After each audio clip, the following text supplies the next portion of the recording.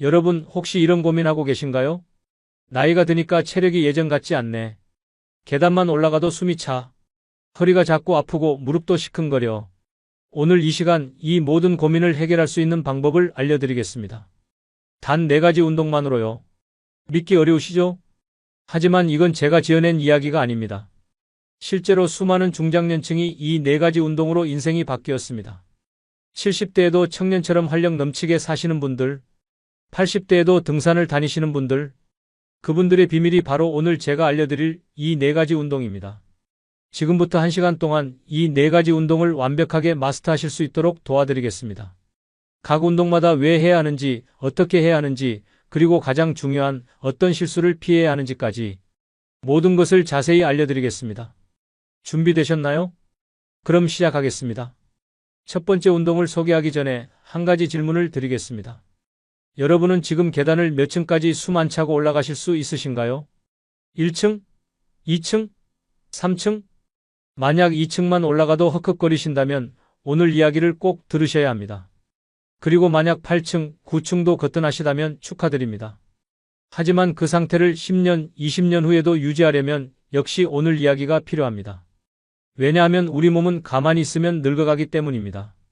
사용하지 않는 근육은 매년 1%씩 줄어듭니다. 50대부터 70대까지 20년이면 근육의 20%가 사라진다는 뜻입니다. 상상이 되시나요? 젊었을 때의 80% 근육으로 살아가는 노년. 그래서 계단이 힘들어지고 의자에서 일어나는 것도 힘들어지고 결국 누군가의 도움이 필요해지는 겁니다. 하지만 오늘 제가 알려드릴 4가지 운동을 꾸준히 하신다면요. 50대든 60대든 70대든 근육을 유지할 수 있고 체력을 지킬 수 있고 독립적인 삶을 살아갈 수 있습니다. 그럼 첫 번째 운동 시작하겠습니다. 첫 번째 운동은 팔굽혀펴기입니다. 아, 팔굽혀펴기? 그거 학교 다닐 때 하던 거 아니야? 네, 맞습니다. 그 팔굽혀펴기 맞습니다. 하지만 여러분이 생각하시는 것보다 훨씬 더 강력한 운동입니다. 특히 중장년층에게는요. 왜 그럴까요? 먼저 팔굽혀펴기가 우리 몸에 어떤 영향을 주는지 알아보겠습니다. 팔굽혀펴기 하나로 가슴 근육, 어깨 근육, 팔 뒤쪽 근육, 그리고 배 근육까지 상체의 거의 모든 근육을 동시에 사용합니다. 헬스장 가서 여러 기구를 돌아다니며 운동하는 것과 비슷한 효과를요. 단 한 가지 동작으로 얻을 수 있는 겁니다. 게다가 장비가 필요 없습니다. 그냥 바닥만 있으면 됩니다. 집에서도 공원에서도 여행지에서도 할 수 있습니다. 하지만 이게 전부가 아닙니다. 팔굽혀펴기의 진짜 놀라운 효과는 따로 있습니다. 미국에서 놀라운 연구 결과가 하나 발표되었습니다. 중년 남성들을 대상으로 한 10년간의 추적 연구였는데요. 결과가 어땠을까요? 연속으로 40개 이상의 팔굽혀펴기를 할 수 있는 남성은요. 10개도 못하는 남성에 비해 심장병 발생률이 96%나 낮았습니다. 96%요. 거의 심장병에 안 걸린다는 얘기입니다. 왜 그럴까요? 팔굽혀펴기를 하면 심장이 더 많은 혈액을 펌프질해야 합니다. 이 과정에서 심장 근육이 강해집니다. 혈관도 튼튼해지고 혈압도 조절됩니다. 결과적으로 심혈관계 전체가 건강해지는 거죠. 그래서 팔굽혀펴기는 단순히 근육 운동이 아닙니다. 심장을 지키는 운동입니다. 생명을 연장하는 운동입니다. 자, 그럼 이제 제대로 하는 방법을 알려드리겠습니다. 많은 분들이 팔굽혀펴기를 잘못하고 계십니다. 그러다가 어깨가 아프거나 허리가 아프거나 손목이 아프기도 합니다. 오늘부터는 정확하게 하시는 겁니다. 먼저 시작 자세입니다. 바닥에 엎드린 상태에서 손을 어깨 바로 아래에 놓습니다. 손바닥은 바닥에 완전히 밀착시키고요. 손가락은 앞을 향하게 합니다. 이게 기본입니다. 그 다음 발끝으로 몸을 지탱합니다. 이때 몸 전체가 일직선이 되어야 합니다. 머리부터 발끝까지 마치 판자처럼 곧게요. 이게 정말 중요합니다. 많은 분들이 엉덩이를 너무 높이 들거나 반대로 너무 축 늘어뜨립니다. 둘 다 잘못된 자세입니다. 거울을 보거나 가족에게 확인해달라고 하세요. 몸이 일직선인지요? 자, 이제 내려갑니다. 천천히 조절하면서 내려가는 겁니다. 이때 팔꿈치는 몸통에 가깝게 붙입니다. 팔꿈치가 옆으로 벌어지면 어깨에 무리가 갑니다. 가슴이 바닥에 거의 닿을 정도까지 내려갑니다. 턱은 바닥에 닿지 않게 주의하세요. 목을 쭉 빼는 게 아니라 가슴으로 내려가는 겁니다. 그리고 올라옵니다. 바닥을 힘껏 밀어내면서 폭발적으로 올라옵니다. 하지만 팔을 완전히 펴지는 마세요. 팔꿈치를 살짝 구부린 상태로 유지합니다. 완전히 펴버리면 관절에 무리가 가거든요. 이게 한 번입니다. 천천히 정확하게 한 번 한 번 집중해서 하는 겁니다. 빨리 많이 하는 것보다 정확하게 적게 하는 게 훨씬 낫습니다. 선생님, 저는 한 개도 못 하는데요. 괜찮습니다. 정말 괜찮습니다. 중요한 건 시작하는 겁니다. 처음에는 무릎을 바닥에 대고 해도 됩니다. 이렇게 하면 체중의 절반 정도만 들어올리면 되기 때문에 훨씬 쉽습니다. 무릎 팔굽혀펴기로 10개씩 3세트를 할 수 있게 되면요.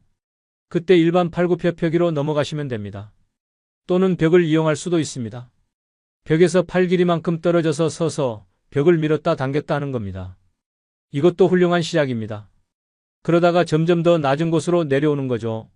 책상, 의자, 계단, 그리고 마지막으로 바닥. 이렇게 단계적으로 진행하면 누구나 할 수 있습니다. 그럼 몇 개씩 해야 하나요?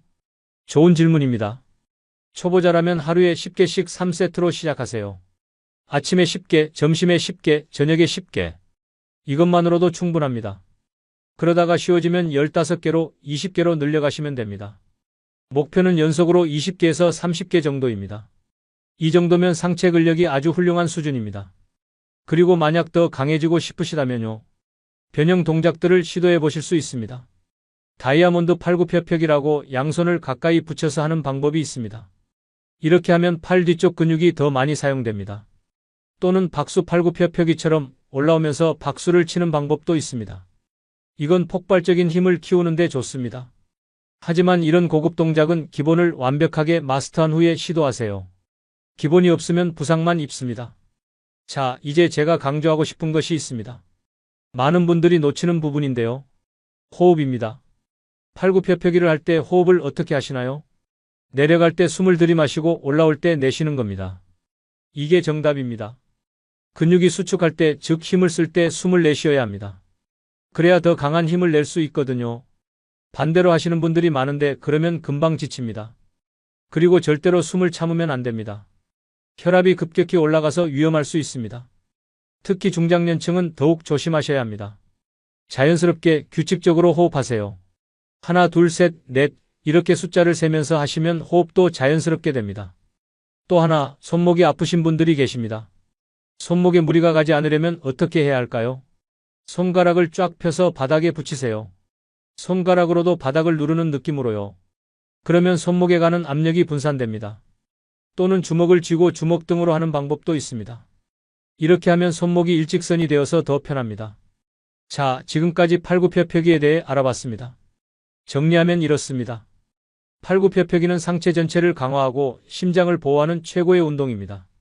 정확한 자세로 천천히 꾸준히 하는 것이 핵심입니다. 처음엔 무릎을 떼거나 벽을 이용해도 좋습니다. 목표는 연속 20개에서 30개입니다. 그럼 이제 두 번째 운동으로 넘어가겠습니다. 두 번째 운동은 스쿼트입니다.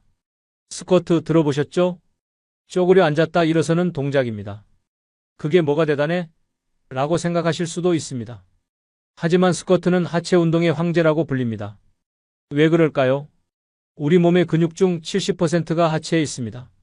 다리와 엉덩이예요. 그래서 하체 근육을 키우면 전체 근육량이 늘어납니다.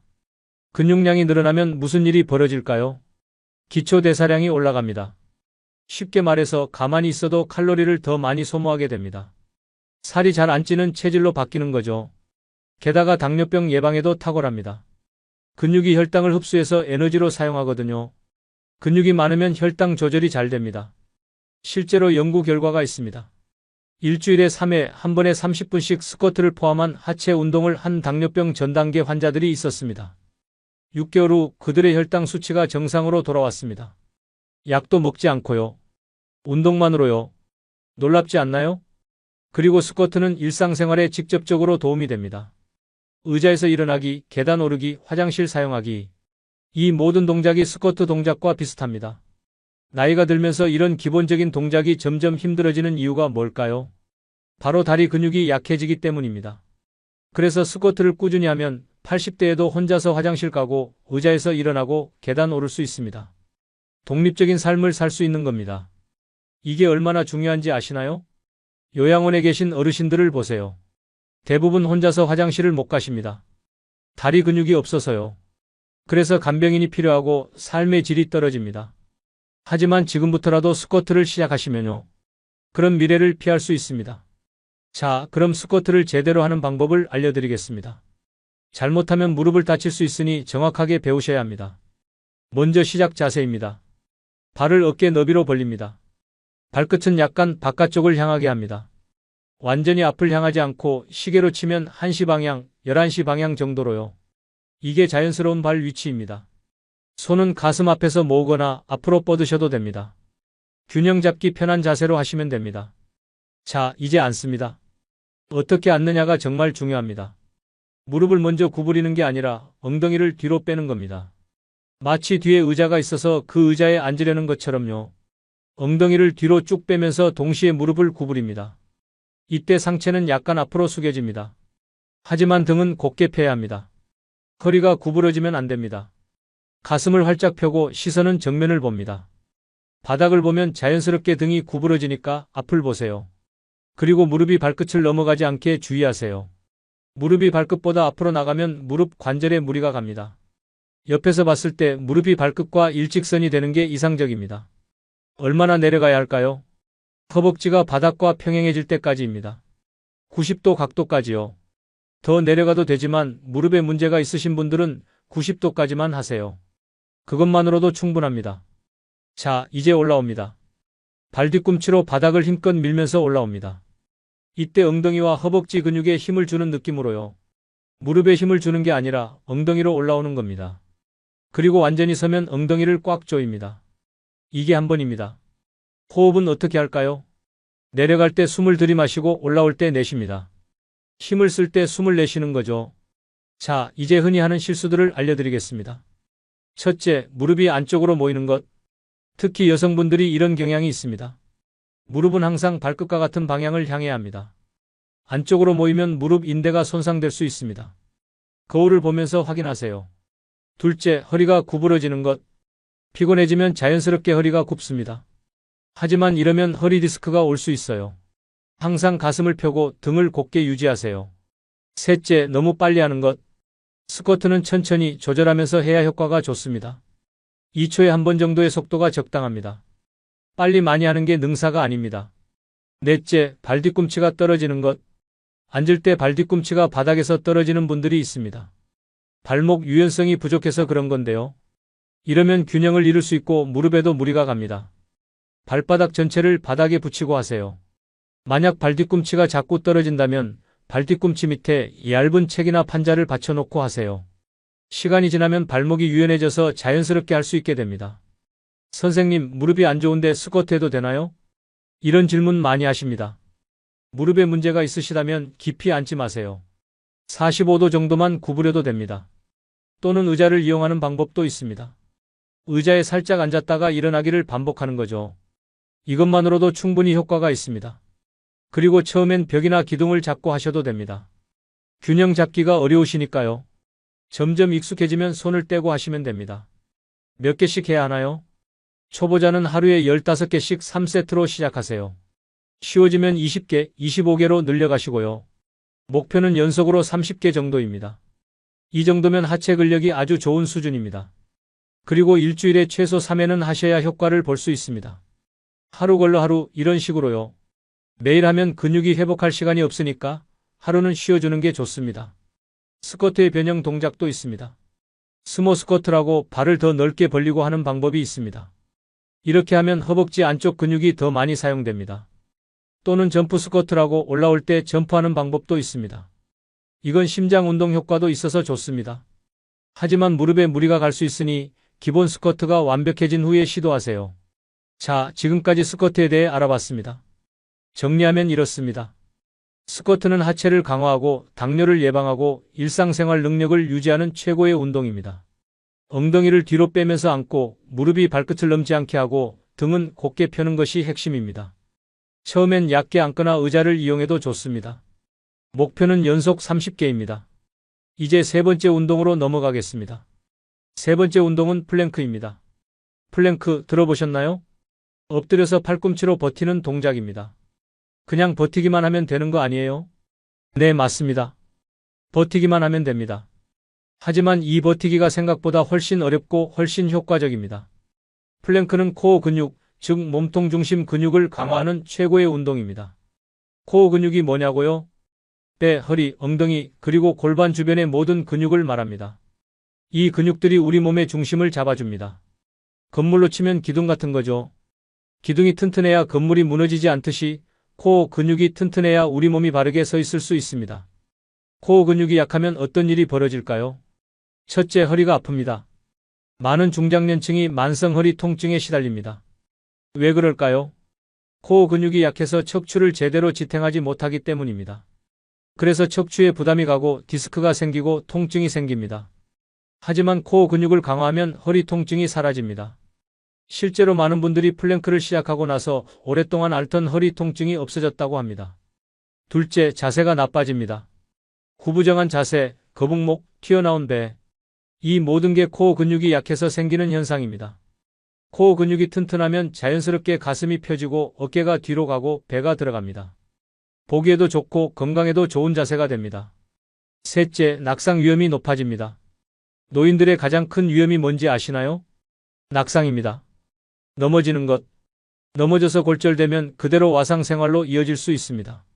그리고 코어 근육이 약하면 균형을 잃기 쉽습니다. 바람만 불어도 휘청거리게 됩니다. 하지만 코어 근육이 튼튼하면 균형 감각이 좋아져서 잘 넘어지지 않습니다.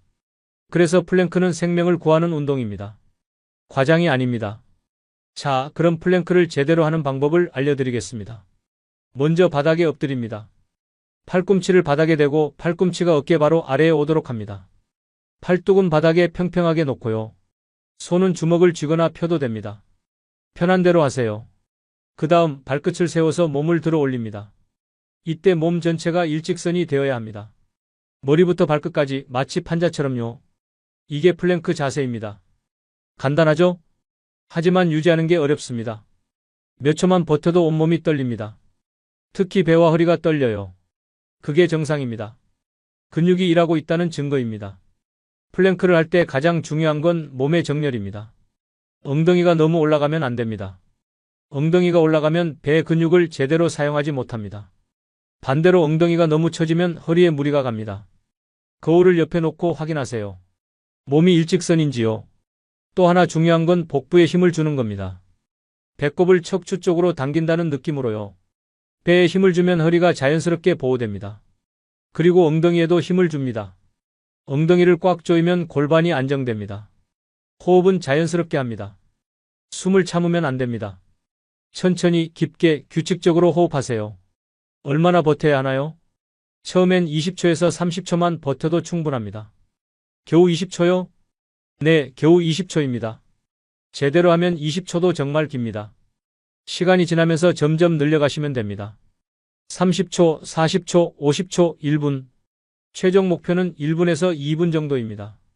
2분을 버틸 수 있으면 코어 근력이 아주 훌륭한 수준입니다. 너무 힘든데요? 그러면 무릎을 바닥에 대세요. 무릎 플랭크라고 합니다. 이렇게 하면 훨씬 쉽습니다. 무릎 플랭크로 1분을 버틸 수 있게 되면 그때 일반 플랭크로 넘어가세요. 또 한 가지 팁은 세트를 나누는 겁니다. 1분을 한 번에 못 버티면 20초씩 3세트로 나눠서 하세요. 20초 버티고 10초 쉬고 다시 20초. 이렇게 하는 것도 효과가 있습니다. 흔히 하는 실수들을 알려드리겠습니다. 첫째, 고개를 들어서 앞을 보는 것. 고개를 들면 목에 무리가 갑니다. 시선은 바닥을 향하세요. 머리는 척추의 연장선상에 있어야 합니다. 둘째, 어깨에 힘이 잔뜩 들어가는 것. 어깨를 귀 쪽으로 올리지 마세요. 어깨는 편안하게 아래로 내립니다. 셋째, 숨을 참는 것. 힘들다고 숨을 참으면 혈압이 올라갑니다. 꼭 호흡하세요. 넷째, 너무 오래 버티려고 하는 것. 자세가 무너지면서까지 버틸 필요 없습니다. 정확한 자세로 짧게 하는 게 낫습니다. 플랭크의 변형 동작도 있습니다. 사이드 플랭크라고 옆으로 누워서 한쪽 팔꿈치로 버티는 동작이 있습니다. 이건 옆구리 근육을 강화하는 데 좋습니다. 또는 한쪽 다리를 들어 올리는 플랭크도 있습니다. 더 강도가 높은 동작이죠. 하지만 역시 기본 플랭크가 완벽해진 후에 시도하세요. 하루에 몇 번 해야 하나요? 30초씩 3세트면 충분합니다. 일주일에 3회에서 5회 정도요. 매일 해도 되지만 쉬는 날도 주는 게 좋습니다. 플랭크는 근육을 많이 쓰는 운동이라 회복 시간이 필요하거든요. 자, 지금까지 플랭크에 대해 알아봤습니다. 정리하면 이렇습니다. 플랭크는 코어 근육을 강화해서 허리 통증을 예방하고 자세를 교정하고 균형 감각을 향상시킵니다. 몸을 일직선으로 유지하고 배와 엉덩이에 힘을 주는 것이 핵심입니다. 처음엔 20초에서 30초 무릎을 대거나 세트를 나눠서 해도 좋습니다. 목표는 1분에서 2분입니다. 이제 마지막 네 번째 운동으로 넘어가겠습니다. 네 번째이자 마지막 운동은 버피입니다. 버피 들어보셨나요? 스쿼트, 팔굽혀펴기, 점프를 한 번에 하는 동작입니다. 뭐 그렇게 복잡해요? 네, 복잡합니다. 그리고 힘듭니다. 하지만 효과는 정말 대단합니다. 버피 하나로 전신 운동과 유산소 운동을 동시에 할 수 있거든요. 버피의 가장 큰 장점은 심폐지구력을 향상시킨다는 겁니다. 심폐지구력이 뭐냐고요? 심장과 폐가 얼마나 오래 일할 수 있는지를 나타내는 능력입니다. 이게 좋으면 계단 오를 때 숨이 안 차고 걸을 때 힘들지 않고 일상생활이 훨씬 편해집니다. 그리고 심폐지구력이 좋으면 장수합니다. 여러 연구에서 심폐지구력이 높은 사람이 오래 산다는 결과가 나왔습니다. 심장이 튼튼하니까 각종 심혈관 질환에 걸릴 위험이 낮아지는 거죠. 버피의 또 다른 장점은 칼로리 소모가 엄청나다는 겁니다. 버피 10개를 하면 약 15칼로리가 소모됩니다. 별거 아닌 것 같죠? 하지만 버피 100개를 하면 150칼로리입니다. 이건 30분 빠르게 걷는 것과 비슷한 수준입니다. 그런데 버피는 시간이 훨씬 적게 걸립니다. 효율이 정말 좋은 운동입니다. 게다가 버피는 운동 후에도 칼로리를 계속 소모합니다. 이걸 애프터번 효과라고 하는데요. 격렬한 운동을 하면 몸이 원래 상태로 돌아가는데 시간이 걸립니다. 그 과정에서 계속 에너지를 쓰는 거죠. 그래서 버피를 하고 나면 몇 시간 동안 평소보다 더 많은 칼로리를 소모하게 됩니다. 자, 그럼 버피를 어떻게 하는지 알려드리겠습니다. 단계별로 천천히 설명드리겠습니다. 첫 번째 단계, 선 자세에서 시작합니다. 발을 어깨 너비로 벌리고 똑바로 섭니다. 두 번째 단계, 스쿼트 자세로 내려갑니다. 무릎을 구부리면서 손을 바닥에 댑니다. 어깨 바로 앞에 손을 놓습니다. 세 번째 단계, 다리를 뒤로 뻗어서 플랭크 자세를 만듭니다. 발을 쭉 뻗어서 팔굽혀펴기 자세가 되는 거죠. 이때 몸은 일직선을 유지합니다. 네 번째 단계, 가슴을 바닥에 닿게 합니다. 팔굽혀펴기를 한 번 하는 겁니다. 이 단계는 선택사항입니다. 너무 힘들면 생략해도 됩니다. 다섯 번째 단계, 다리를 앞으로 당깁니다. 발을 손 쪽으로 점프해서 가져옵니다. 다시 스쿼트 자세가 됩니다. 여섯 번째 단계, 위로 점프합니다. 팔을 머리 위로 뻗으면서 힘차게 점프합니다. 그리고 착지하면서 다시 시작 자세로 돌아갑니다. 이게 버피 한계입니다. 복잡하죠? 처음엔 천천히 단계별로 연습하세요. 한 번에 완벽하게 하려고 하지 마시고요. 익숙해지면 자연스럽게 이어서 할 수 있게 됩니다. 너무 힘든데요? 당연히 힘듭니다. 버피는 원래 힘든 운동입니다. 처음부터 많이 하려고 하지 마세요. 5개만 해도 충분합니다. 정말입니다. 제대로 하는 버피 5개는 대단한 겁니다. 그러다가 점점 늘려가세요. 7개, 10개, 15개.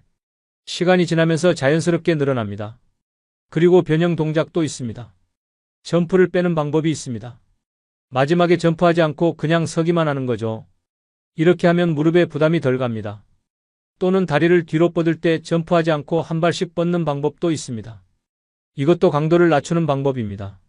처음엔 이렇게 쉬운 버전으로 시작하세요. 익숙해지면 정식 버피로 넘어가시면 됩니다. 흔히 하는 실수들을 알려드리겠습니다. 첫째, 너무 빨리 하려고 하는 것. 버피는 속도 경쟁이 아닙니다. 정확한 자세로 하는 게 훨씬 중요합니다. 천천히 각 단계를 확실하게 하세요. 둘째, 플랭크 자세에서 엉덩이가 처지는 것. 플랭크 자세를 만들 때 몸을 일직선으로 유지해야 합니다. 엉덩이가 처지면 허리에 무리가 갑니다. 셋째, 착지할 때 무릎이 안쪽으로 모이는 것. 점프해서 착지할 때 무릎이 안으로 들어가면 부상 위험이 있습니다. 무릎을 항상 발끝과 같은 방향으로 유지하세요. 넷째, 호흡을 참는 것. 힘들다고 숨을 참으면 금방 지칩니다. 규칙적으로 호흡하세요. 하루에 몇 개 해야 하나요? 초보자는 5개씩 3세트면 충분합니다. 세트 사이에 1분 정도 쉬고요. 익숙해지면 10개씩, 15개씩 늘려가세요. 목표는 연속으로 20개 정도입니다. 일주일에 2회에서 3회 정도 하시면 됩니다. 버피는 정말 강도가 높은 운동이라 매일 하면 과하거든요. 이틀에 한 번 정도가 적당합니다. 그리고 버피는 다른 운동과 함께 하시는 게 좋습니다. 오늘은 팔굽혀펴기와 스쿼트, 내일은 플랭크와 버피, 이런 식으로 번갈아 가면서 하세요. 그러면 특정 근육만 과하게 사용하는 것을 방지할 수 있습니다. 버피의 또 다른 장점은 시간이 별로 안 걸린다는 겁니다. 버피 10개를 하는데 1분도 안 걸립니다. 3세트 해도 5분이면 충분합니다. 바쁜 현대인에게 딱 맞는 운동입니다. 이렇게 짧게 해도 효과가 있나요? 있습니다. 버피는 강도가 높기 때문에 짧은 시간에도 충분한 효과를 볼 수 있습니다. 중요한 건 꾸준히 하는 겁니다. 일주일에 2회, 3회, 몇 개월만 꾸준히 하시면요. 체력이 눈에 띄게 좋아집니다. 계단 오를 때 숨이 덜 차고 걸을 때 더 가볍고 전반적으로 활력이 넘칩니다. 자, 지금까지 버피에 대해 알아봤습니다. 정리하면 이렇습니다. 버피는 전신 근육과 심폐 기능을 동시에 향상시키는 최고의 복합 운동입니다. 천천히 정확한 자세로 단계별로 하는 것이 핵심입니다. 처음엔 5개씩 점프를 빼거나 한 발씩 뻗어도 좋습니다. 목표는 연속 20개입니다. 자, 여기까지 4가지 운동을 모두 알아봤습니다. 이제 정리를 해볼까요? 첫째, 팔굽혀펴기. 상체 근력과 심장 건강을 위한 운동입니다. 목표는 연속 20개에서 30개. 하루에 10개씩 3세트로 시작하세요. 둘째, 스쿼트. 하체 근력과 당뇨 예방을 위한 운동입니다. 목표는 연속 30개. 하루에 15개씩 3세트로 시작하세요. 셋째, 플랭크. 코어 근육과 자세 교정을 위한 운동입니다. 목표는 1분에서 2분 버티기. 30초씩 3세트로 시작하세요. 넷째, 버피. 전신 근력과 심폐지구력을 위한 운동입니다. 목표는 연속 20개. 5개씩 3세트로 시작하세요. 이 4가지를 어떻게 조합할까요? 일주일 계획을 세워보겠습니다. 월요일 팔굽혀펴기 스쿼트 플랭크, 화요일 휴식 또는 가벼운 산책, 수요일 버피 플랭크, 목요일 휴식 또는 가벼운 산책, 금요일 팔굽혀펴기 스쿼트 플랭크, 토요일 버피 플랭크, 일요일 휴식. 이렇게 하시면 일주일에 나흘 운동하고 사흘 쉬는 겁니다. 충분한 회복 시간을 주면서도 꾸준히 운동할 수 있는 스케줄입니다. 한 번 운동할 때 시간은 얼마나 걸릴까요? 각 운동마다 3세트씩 하고 세트 사이에 1분씩 쉰다고 하면요. 팔굽혀펴기 약 5분, 스쿼트 약 5분, 플랭크 약 5분, 버피 약 5분, 전체적으로 15분에서 20분이면 충분합니다. 하루에 20분, 이것만 투자하시면 건강한 노년을 보낼 수 있습니다. 20분이 아깝나요? 텔레비전 보는 시간, 스마트폰 보는 시간에서 20분만 떼어내세요. 그게 여러분의 미래를 바꿉니다. 운동할 때 주의사항도 말씀드리겠습니다. 첫째, 준비 운동을 하세요. 갑자기 운동을 시작하면 부상 위험이 있습니다. 5분 정도 가벼운 스트레칭이나 제자리 걷기로 몸을 풀어주세요. 둘째, 통증이 있으면 즉시 멈추세요. 좋은 통증이라는 건 없습니다. 근육이 땡기는 느낌은 괜찮지만 날카로운 통증이나 관절 통증은 위험 신호입니다. 무리하지 마세요. 셋째, 수분을 충분히 섭취하세요. 운동 전으로 물을 마시는 게 중요합니다. 특히 중장년층은 갈증을 잘 못 느끼기 때문에 의식적으로 물을 마셔야 합니다. 넷째, 규칙적으로 하세요. 일주일에 한 번 3시간 운동하는 것보다 매일 20분 운동하는 게 훨씬 낫습니다. 꾸준함이 가장 중요합니다. 다섯째, 진전을 기록하세요. 오늘 팔굽혀펴기 몇 개 했는지, 플랭크 몇 초 버텼는지 기록하세요. 한 달 후에 보면 얼마나 발전했는지 확인할 수 있습니다. 그게 동기부여가 됩니다. 나이가 많은데 이제 와서 운동해도 소용있나요? 이런 질문 정말 많이 받습니다. 답은 명확합니다. 있습니다. 연구 결과가 있습니다. 70대, 80대 어르신들이 근력 운동을 시작했습니다. 3개월 후 근육량이 평균 10% 증가했습니다. 근력은 20% 이상 증가했습니다. 나이는 핑계가 될 수 없습니다. 시작하기에 늦은 나이는 없습니다. 오늘이 여러분 인생에서 가장 젊은 날입니다. 지금 시작하세요. 한 가지 더 중요한 말씀을 드리겠습니다. 운동은 습관입니다. 처음 한 달이 가장 어렵습니다. 몸도 힘들고 의지도 약해지고 포기하고 싶어집니다. 하지만 한 달만 버티세요. 한 달이 지나면 습관이 됩니다. 안 하면 오히려 불편해집니다. 그리고 석 달이 지나면 결과가 보입니다. 거울을 봤을 때 몸이 달라진 게 보입니다. 계단 오를 때 숨이 덜 차는 게 느껴집니다. 그게 바로 보상입니다. 여러분이 투자한 시간과 노력에 대한 보상. 지금까지 긴 시간 함께 해주셔서 감사합니다. 오늘 배운 4가지 운동 잊지 마세요. 팔굽혀펴기, 스쿼트, 플랭크, 버피. 이 4가지만 꾸준히 하셔도 인생이 바뀝니다. 건강한 70대, 80대, 90대를 맞이할 수 있습니다. 여러분의 미래는 오늘 여러분의 선택에 달려 있습니다. 운동화 끈을 묶으세요. 바닥에 매트를 깔으세요. 그리고 시작하세요. 단 한 개의 팔굽혀펴기부터. 그게 여러분의 새로운 인생의 시작입니다. 건강한 노년은 저절로 오지 않습니다. 오늘의 선택이 10년 후, 20년 후를 만듭니다. 현명하게 선택하세요. 그리고 행동하세요. 여러분 모두 건강하시고 활력 넘치는 삶 사시길 바랍니다.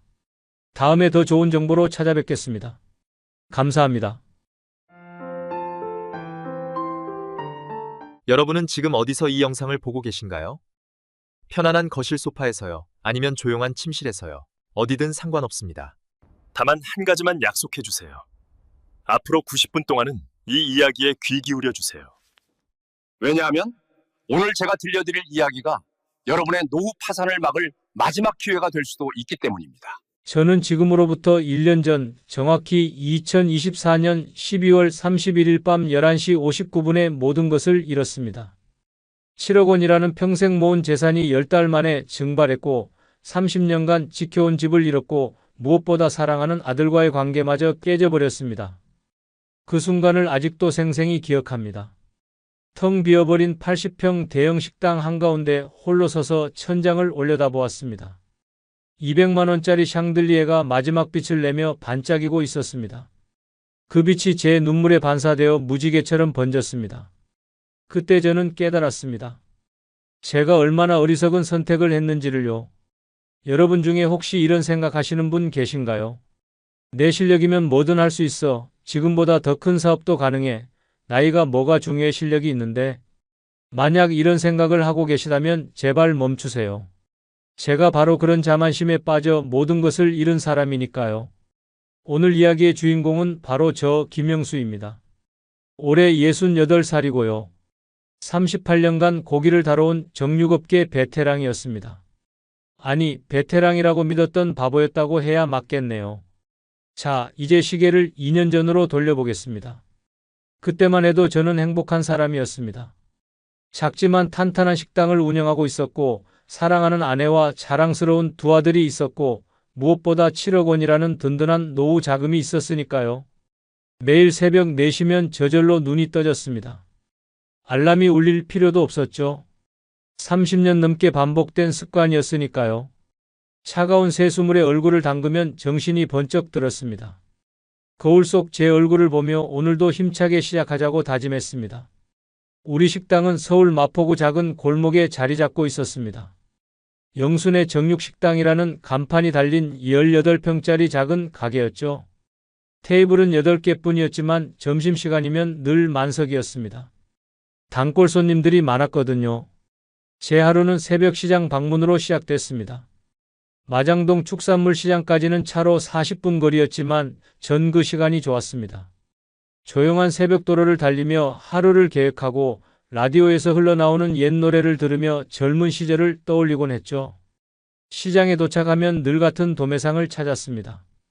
20년 넘게 거래한 박 사장이었죠. 영수 형, 오늘도 일찍이시네. 좋은 거 준비해뒀어. 그의 인사가 반가웠습니다. 전 냉장고 앞에서 1시간을 넘게 고기를 골랐습니다. 마블링 상태, 육질의 탄력, 색깔의 선명도까지 꼼꼼히 살폈죠. 이게 제 자부심이었습니다. 남들은 대충 보고 사가도 전 절대 그러지 않았습니다. 제 손님들께 최고의 고기만 대접하고 싶었으니까요. 그날 최상의 고기만 골라서 10근에서 20근 정도 구입했습니다. 가게로 돌아오면 아내가 이미 나와 있었습니다. 오늘도 좋은 거 사왔네요. 아내의 미소가 따뜻했습니다. 우리는 말이 없어도 서로의 마음을 알 수 있는 사이였죠. 35년을 함께 살며 쌓아온 신뢰였습니다. 아침 준비를 마치고 11시가 되면 하나둘 손님들이 들어오기 시작했습니다. 대부분 단골이었죠. 사장님, 오늘도 삼겹살 2인분이요. 익숙한 주문에 익숙한 미소로 답했습니다. 네, 금방 구워드릴게요. 전 고기 굽는 일을 남에게 맡기지 않았습니다. 불의 색이, 뒤집는 타이밍, 굽기 정도까지 모든 걸 제가 직접 관리했죠. 그게 제 방식이었고 자부심이었습니다. 손님들도 그런 정성을 알아주셨고요. 점심시간이 지나고 오후 3시쯤 되면 잠시 쉬는 시간이 있었습니다. 그때 전 늘 작은 사무실에 들어가 장부를 정리했습니다. 하루 매출이 얼마인지, 이번 달 수익이 어느 정도인지 꼼꼼히 기록했죠. 평균적으로 하루 매출이 150만 원에서 200만 원 정도였습니다. 한 달이면 4,500만 원에서 6천만 원. 재료비와 임대료, 인건비를 빼고도 1,500만 원에서 2천만 원 정도는 남았습니다. 적지 않은 수익이었죠. 이 돈으로 두 아들을 대학까지 보냈고 장남은 결혼시켜 분가시켰고 차남도 곧 결혼할 예정이었습니다.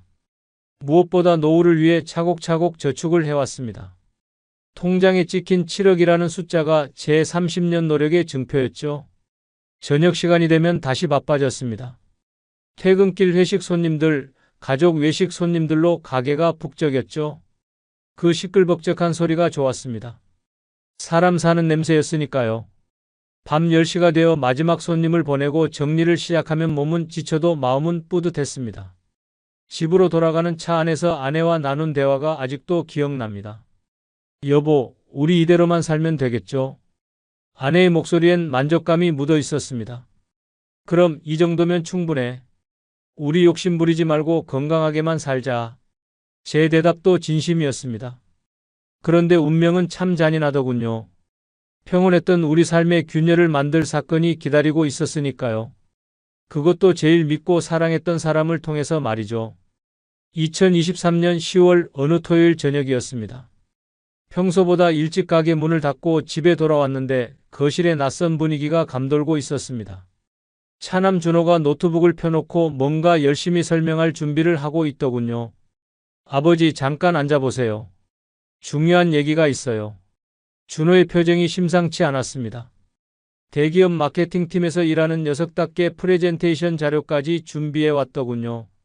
뭔 일이냐? 제가 물으니 준호가 노트북 화면을 제게 돌렸습니다. 화면엔 화려한 인테리어의 고깃집 사진들이 가득했습니다. 넓은 홀, 고급스러운 조명, 대리석 테이블, 프라이빗 룸까지 마치 호텔 레스토랑 같은 분위기였죠. 이게 뭐냐? 제가 물으니 준호가 눈을 반짝이며 말했습니다. 아버지, 이제 고깃집도 이렇게 해야 돼요. 인스타그램 시대거든요. 맛만 좋아서는 안 되고 분위기도 좋아야 해요. 사진 찍기 좋은 곳으로 유명해지면 매출이 10배는 뛸 수 있어요. 처음엔 그저 젊은 녀석의 허황된 꿈이려니 했습니다. 그런데 준호가 보여준 다음 자료를 보고 마음이 흔들리기 시작했습니다. 강남과 마곡 신도시에 새로 오픈한 대형 고깃집들의 매출 현황이었거든요. 월 매출 1억 5천만 원, 2억 원. 눈을 의심할 수밖에 없는 숫자들이었습니다. 우리 가게 석 달치 매출을 한 달 만에 올리는 곳들이었죠. 이게 진짜야? 제가 물으니 준호가 고개를 끄덕였습니다. 아버지 실력이면 충분히 가능해요. 30년 경력이잖아요. 그런 곳들보다 고기도 잘 고르시고 맛도 훨씬 좋은데 왜 골목에만 계세요? 이제 제대로 된 곳에서 아버지 이름 걸고 해보세요. 그 순간 제 안에서 뭔가가 꿈틀거렸습니다. 그동안 억눌러 왔던 욕망이었을까요? 아니면 인정받고 싶은 마음이었을까요? 30년간 작은 가게 사장으로 살면서도 늘 마음 한구석에 품고 있던 갈망이 고개를 들었습니다. 준호가 계속 말을 이어갔습니다. 제가 다 알아봤어요.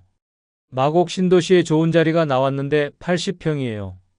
코너 자리라 두 면이 유리창이고 주차장도 넓어요. 보증금 2억에 월세 1,000만 원인데 인테리어까지 하면 총 7억 정도 들 것 같아요. 7억. 그 숫자를 듣는 순간 숨이 막혔습니다. 공교롭게도 제가 평생 모은 돈과 똑같은 액수였거든요. 마치 운명이 준비해둔 것처럼 느껴졌습니다. 그때 제가 그 우연을 필연으로 착각한 게 모든 비극의 시작이었습니다. 부엌에서 설거지하던 아내가 급하게 나왔습니다. 무슨 소리야? 7억이라니. 아내의 얼굴이 하얗게 질려 있었습니다. 여보, 우리 나이가 몇인데 그런 모험을 해? 지금이 좋잖아. 왜 괜한 욕심을 부려? 아내의 말이 맞았습니다. 이성적으로 생각하면 말도 안 되는 일이었죠. 66살의 새로운 도전이라니. 그것도 평생 모은 전 재산을 걸고 말이죠. 하지만 준호가 보여준 화려한 미래가 자꾸 눈앞에 아른거렸습니다. 일주일을 고민했습니다. 밤마다 뒤척이며 계산기를 두드렸죠.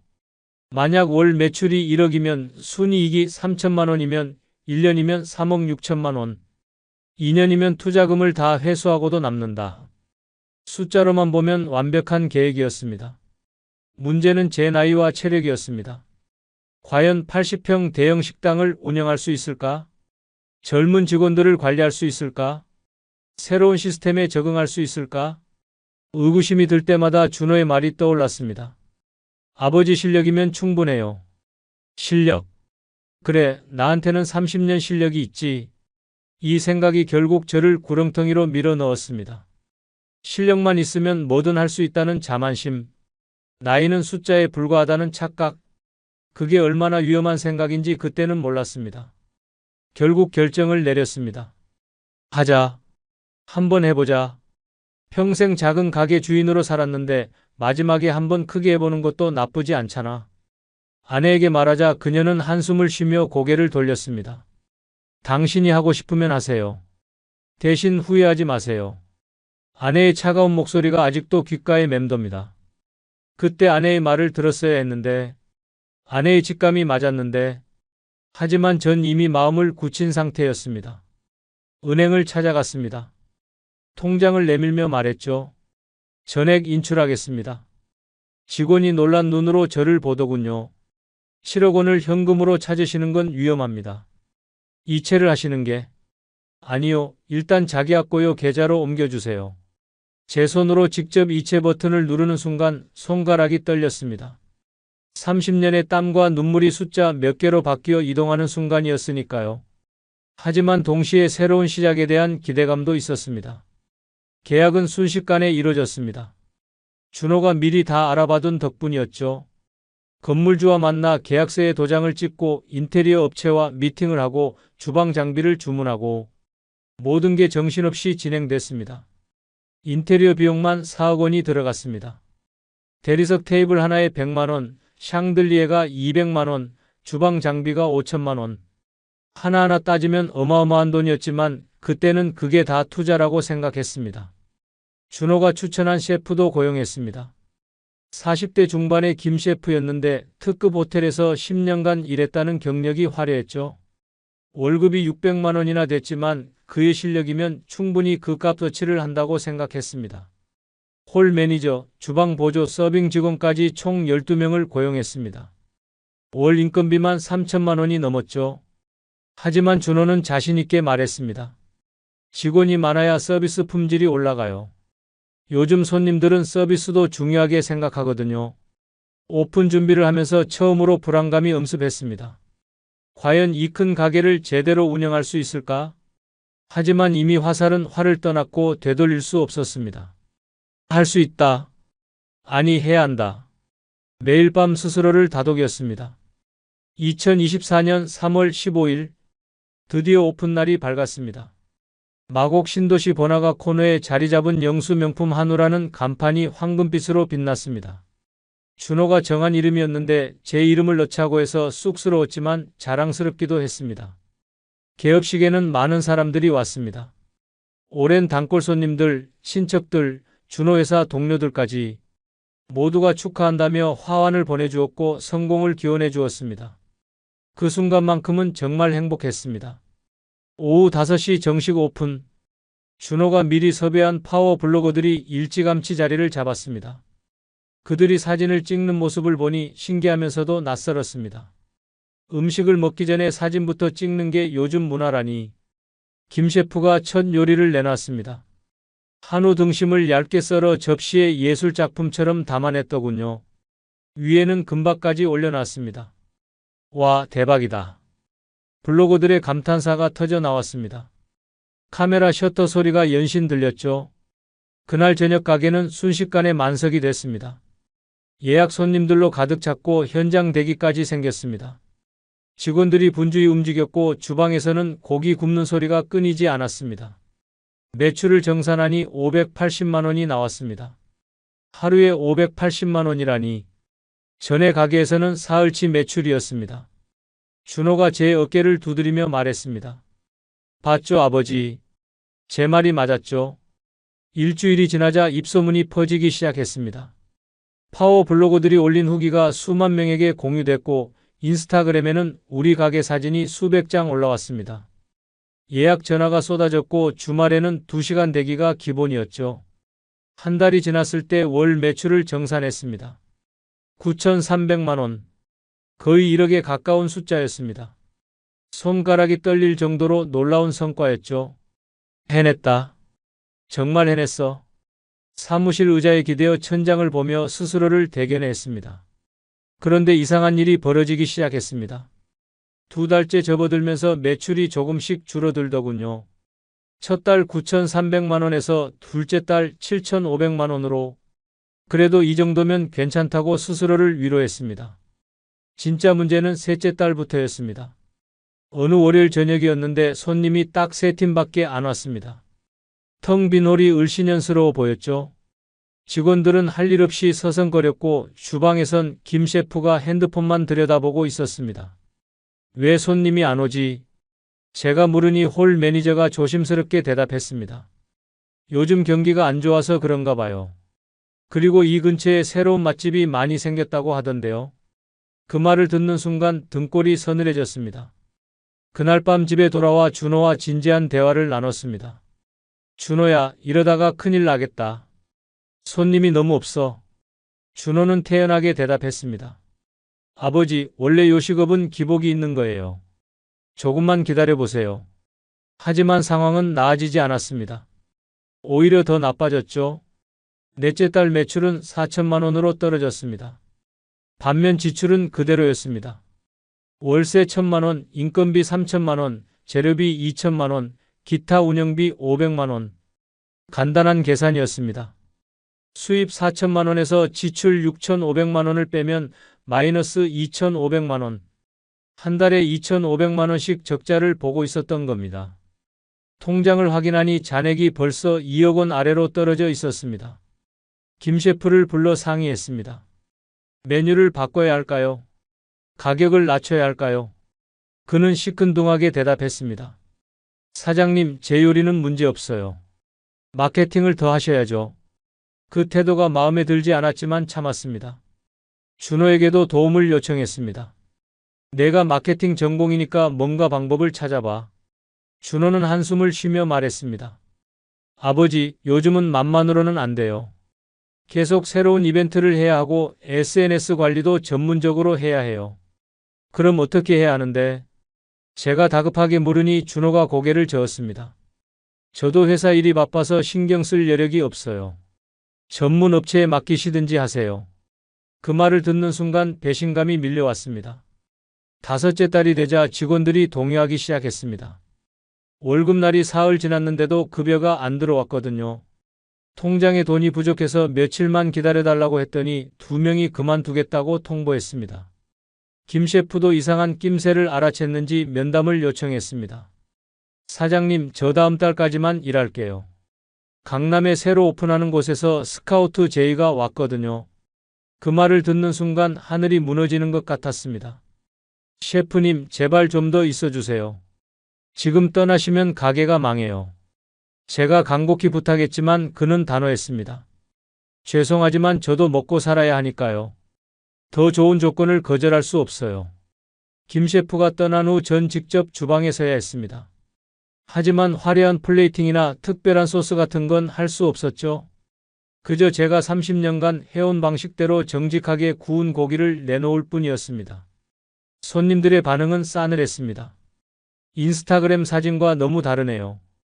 이게 등심 1인분에 8만 원이에요. 실망스러운 표정으로 가게를 나가는 손님들을 보며 무력감에 빠졌습니다. 6째 달 매출은 2천만 원으로 떨어졌습니다. 하루 평균 손님이 10팀도 안 됐죠. 80평홀에 손님 몇 명만 앉아있는 모습이 을씨년스러웠습니다.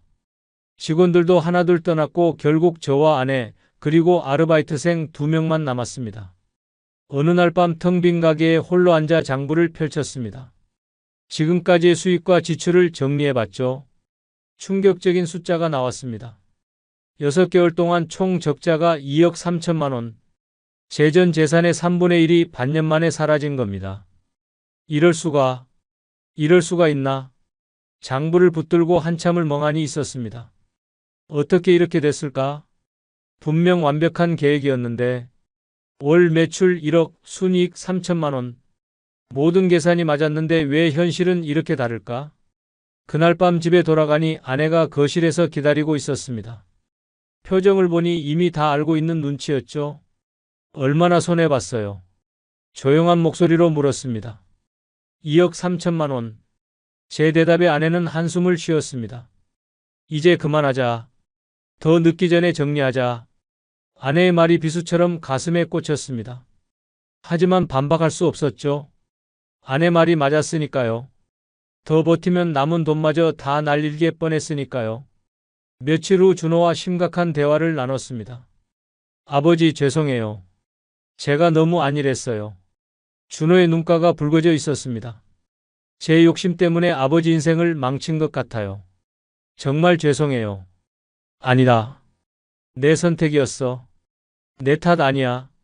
제가 준호를 위로했지만 속으로는 원망하는 마음도 있었습니다. 내가 그런 제안만 안 했어도, 내가 장밋빛 미래만 보여주지 않았어도. 하지만 그것도 핑계였죠. 결정은 제가 한 거니까요. 가게 정리를 결정한 날 건물주와 만났습니다. 보증금 2억 원에서 위약금과 원상복구 비용을 빼면 5천만 원 정도 돌려받을 수 있다고 했습니다. 2억이 5천만 원이 되는 순간이었죠. 인테리어 업체 사장도 만났습니다. 시설 철거하는데도 돈이 들어간대요. 그냥 두고 가시면 감사하겠습니다. 4억 원 들인 인테리어가 한 푼의 가치도 없어진 순간이었습니다. 마지막으로 가게 문을 닫는 날, 아침 일찍 가게에 갔습니다. 텅 빈 홀이 마치 거대한 무덤처럼 느껴졌죠. 한가운데 서서 천장을 올려다봤습니다. 200만 원짜리 샹들리에가 먼지를 뒤집어 쓴 채 매달려 있었습니다. 이게 내 욕심의 결과구나. 이게 내 자만심의 대가구나. 눈물이 났습니다. 아무도 없는 가게에서 혼자 소리내어 울었습니다. 30년 경력이 뭔 소용이야. 실력이 뭔 대수야. 시대를 읽지 못하면 다 소용없는 거였어. 집으로 돌아오는 길에 마포구 옛가게 앞을 지나갔습니다. 새 주인이 다른 가게를 열어 장사하고 있더군요. 작지만 손님들로 북적이는 모습이 예전 우리 가게 같았습니다. 그때가 행복했는데 왜 그걸 몰랐을까? 집에 도착하니 현관 앞에 낯선 신발 한 켤레가 놓여 있었습니다. 들어가 보니 준호가 무릎 꿇고 앉아 있었습니다. 아버지 정말 죄송합니다. 제가 다 책임지겠습니다. 제가 번 돈으로 조금씩이라도 갚아드릴게요. 일어나라. 무슨 짓이야? 제가 준호를 일으켜 세웠습니다. 이건 내 잘못이 아니야. 내가 욕심을 부린 거지. 실력만 있으면 된다고 자만한 내 잘못이야. 내 그릇이 이것밖에 안 되는데 큰 그릇인 척한 내 탓이야. 아버지와 아들은 부둥켜 안고 울었습니다. 아내도 눈물을 훔쳤죠. 7억 원이라는 돈을 잃었지만 가족은 지켰습니다. 아니, 오히려 더 단단해졌는지도 모릅니다. 돈으로 살 수 없는 교훈을 얻었으니까요. 이제 우리는 다시 작은 가게를 열었습니다. 경기도 외곽의 허름한 상가 2층에 딱 10평짜리 작은 식당입니다. 테이블은 4개뿐이고 간판도 초라합니다. 영순의 소박한 밥상. 준호가 지은 이름입니다. 메뉴는 단순합니다. 제육볶음, 김치찌개, 된장찌개, 그리고 점심 특선으로 파는 삼겹살 정식. 가격도 저렴합니다. 8,000원에서 만원.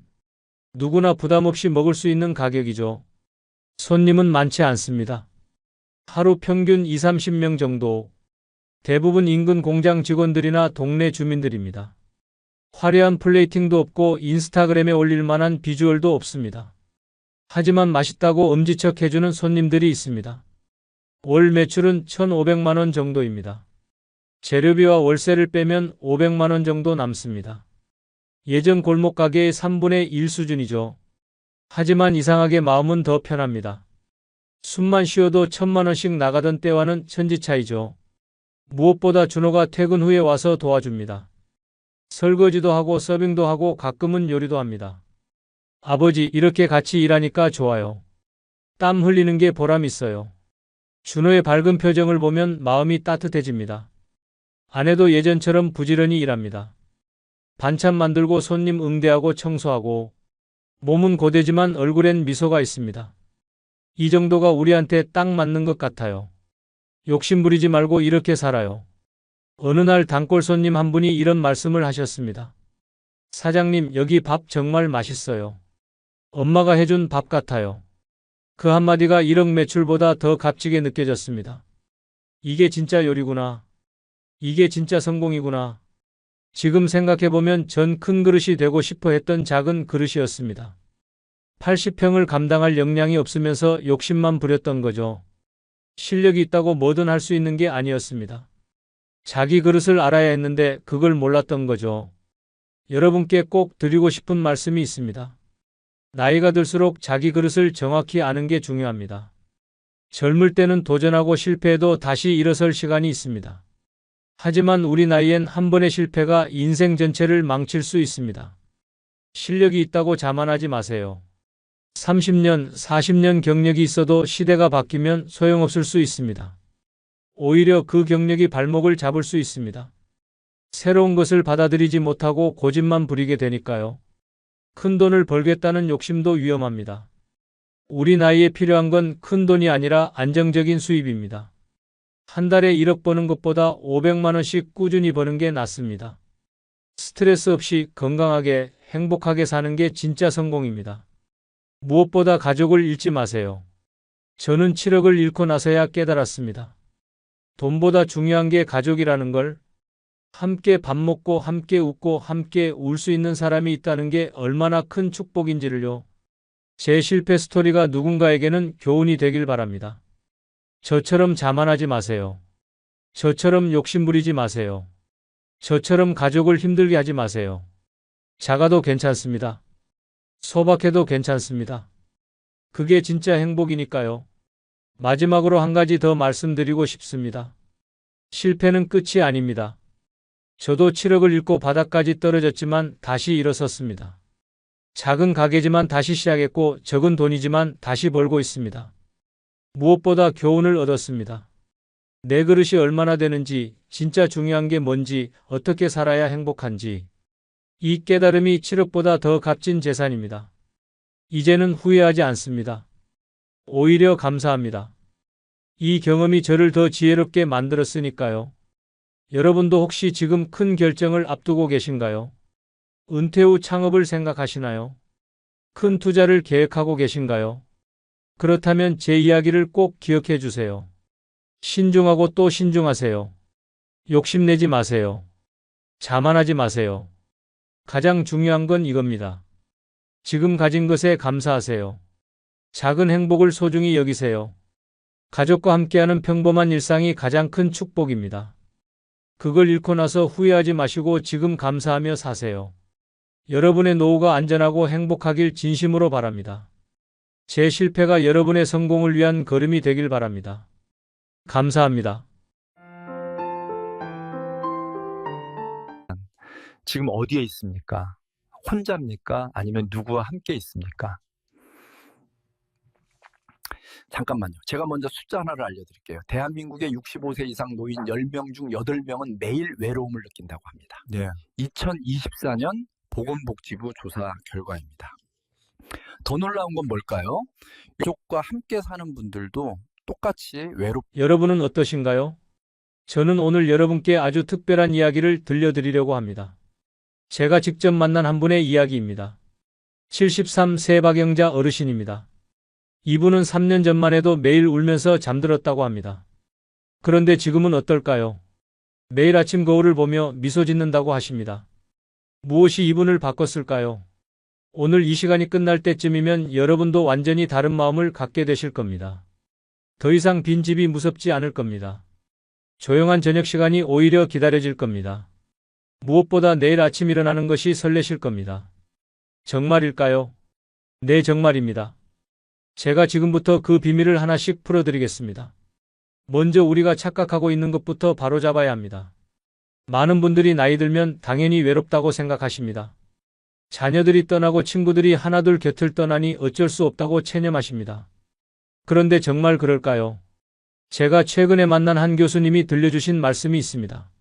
서울대학교 심리학과 김민수 교수님입니다. 이분이 30년간 노년기 심리를 연구하셨는데요. 놀라운 발견을 하셨다고 합니다. 나이가 들수록 외로워지는 게 아니라 오히려 자유로워질 수 있는 기회가 온다는 겁니다. 다만 우리가 그 기회를 못 보고 지나친다는 거죠. 생각해 보세요. 젊을 때 우리는 얼마나 많은 관계에 묶여 있었나요? 직장 상사 눈치 보고 동료들과 경쟁하고 부모님 기대에 부응하려 애쓰고 자녀들 뒷바라지하느라 정신없었죠. 그때는 그게 행복인 줄 알았습니다. 사람이 많으면 외롭지 않을 거라 믿었습니다. 그런데 막상 은퇴하고 나니 어떤가요? 직장 동료들은 연락이 끊겼습니다. 매일 만나던 사람들이 하루아침에 남남이 되었습니다. 자녀들은 각자 바빠졌습니다.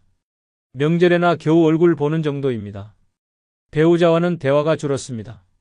같은 공간에 있어도 각자 텔레비전만 봅니다. 이게 현실입니다. 그런데 여기서 중요한 건 뭘까요?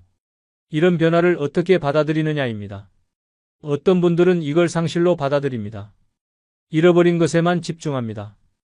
예전이 좋았다고 과거만 그리워합니다. 그럴수록 현재가 더 비참해집니다. 반면 어떤 분들은 이걸 기회로 봅니다. 드디어 나를 위한 시간이 왔다고 생각합니다. 평생 남을 위해 살았으니 이제는 나를 위해 살 차례라고 여깁니다. 이런 분들은 혼자 있는 시간이 전혀 외롭지 않습니다. 오히려 소중합니다. 여기서 우리가 구분해야 할 게 있습니다. 바로 쓸쓸함과 홀가분함의 차이입니다. 똑같이 혼자 있어도 어떤 분은 쓸쓸해하고 어떤 분은 홀가분해합니다. 왜 이런 차이가 생길까요? 바로 마음의 준비가 다르기 때문입니다. 쓸쓸함은 뭔가 부족하다는 느낌에서 옵니다. 곁에 누군가 있어야 하는데 없다는 결핍감입니다. 채워져야 할 자리가 비었다는 불안감입니다. 그래서 계속 밖에서 무언가를 찾습니다.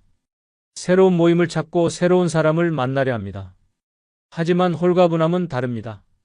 이미 충분하다는 느낌에서 출발합니다. 더 이상 누구에게 맞출 필요가 없다는 자유로움입니다. 내 시간을 내 마음대로 쓸 수 있다는 기쁨입니다. 그래서 혼자 있는 시간이 즐겁습니다. 자, 이제 박영자 어르신 이야기를 자세히 들려드리겠습니다. 이분을 처음 만난 건 2022년 가을이었습니다. 당시 70세셨는데요. 남편을 떠나보낸 지 1년째였습니다. 45년을 함께 산 남편이 폐암으로 세상을 떠났습니다. 처음 6개월은 그저 눈물로 보냈다고 합니다. 아침에 눈 뜨면 옆자리가 텅 비어 있는 게 믿기지 않았대요. 밥상에 수저를 2벌 놓는 습관이 계속됐고요. 텔레비전 보다가도 남편한테 말 걸려다 혼자 웃곤 했답니다. 그러다 어느 날 거울에 비친 자신을 봤대요. 머리는 헝클어지고 얼굴은 헬쑥하고 옷은 며칠째 같은 걸 입고 있더래요. 순간 무서운 생각이 들었답니다. 내가 이러다 정말 죽겠구나. 이대로는 안 되겠다 싶었대요. 그날부터 영자 어르신은 작은 변화를 시작했습니다. 먼저 매일 아침 6시에 일어나기로 했대요. 알람을 맞춰놓고 무조건 일어났답니다. 처음엔 일어나도 할 일이 없어서 멍하니 앉아 있었대요. 그래도 계속했답니다. 일주일쯤 지나니 몸이 알아서 깨더래요. 그때부터 아침 산책을 시작했답니다. 동네 공원을 한 바퀴 도는 거였어요. 처음엔 10분도 힘들었는데 점점 시간을 늘렸답니다. 한 달 뒤엔 30분을 걸을 수 있게 됐대요. 산책하다 보니 같은 시간에 나오는 사람들이 보이더래요. 인사를 나누기 시작했답니다. 처음엔 그저 고개만 끄덕였는데 나중엔 간단한 대화도 나눴대요. 날씨 이야기, 건강 이야기 같은 거였죠. 깊은 대화는 아니었지만 그것만으로도 위안이 됐답니다.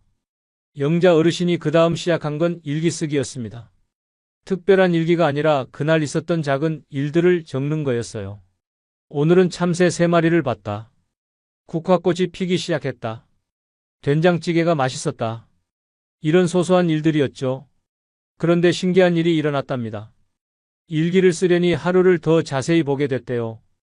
그냥 지나쳤을 작은 것들이 눈에 들어오기 시작했답니다. 햇살의 따뜻함, 바람의 시원함, 새소리의 청함. 이런 것들이 다 선물처럼 느껴졌대요. 석 달쯤 지나자 영자 어르신에게 큰 변화가 왔습니다. 더 이상 아침이 두렵지 않았대요. 오히려 기대가 됐답니다. 오늘은 또 무슨 일이 있을까? 공원에는 어떤 꽃이 피었을까?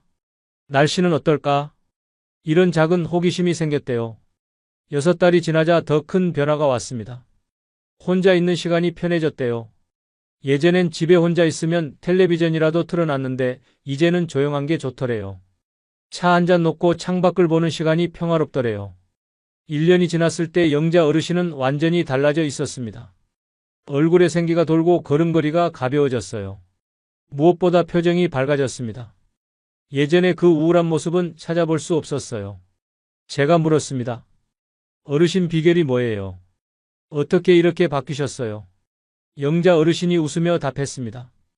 비결이 아니라 깨달음이에요. 나는 혼자가 아니구나. 나에게는 내가 있구나. 이걸 알게 됐어요. 처음엔 이 말이 이해가 안 됐습니다. 혼자가 아니라니 무슨 말일까? 영자 어르신이 설명을 이어갔습니다. 우리는 평생 밖에서 행복을 찾았어요. 가족에게서, 친구에게서, 일에서, 돈에서 행복을 찾았죠. 그런데 그게 다 사라지니까 텅 빈 것 같았어요. 하지만 가만히 들여다보니 내 안에 모든 게 있더라고요.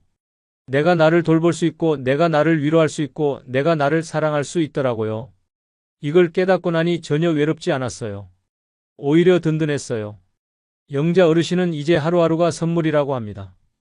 아침에 눈 뜨는 것도 감사하고, 밥 먹을 수 있는 것도 감사하고, 걸을 수 있는 것도 감사하대요. 특별한 일이 없어도 그저 살아있다는 것만으로 충분하대요.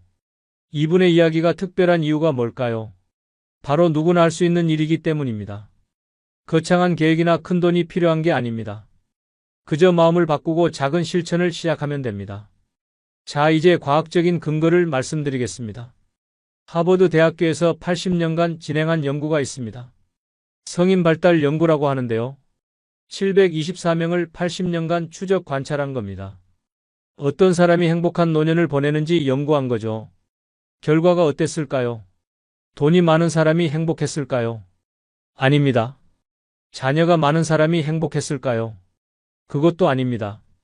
가장 행복한 사람들의 공통점은 뭐였을까요? 바로 자기 자신과 좋은 관계를 맺은 사람들이었습니다. 이게 무슨 말일까요? 남들과의 관계보다 자기와의 관계가 더 중요하다는 겁니다. 자기를 이해하고 자기를 받아들이고 자기를 사랑하는 사람이 가장 행복했다는 거죠.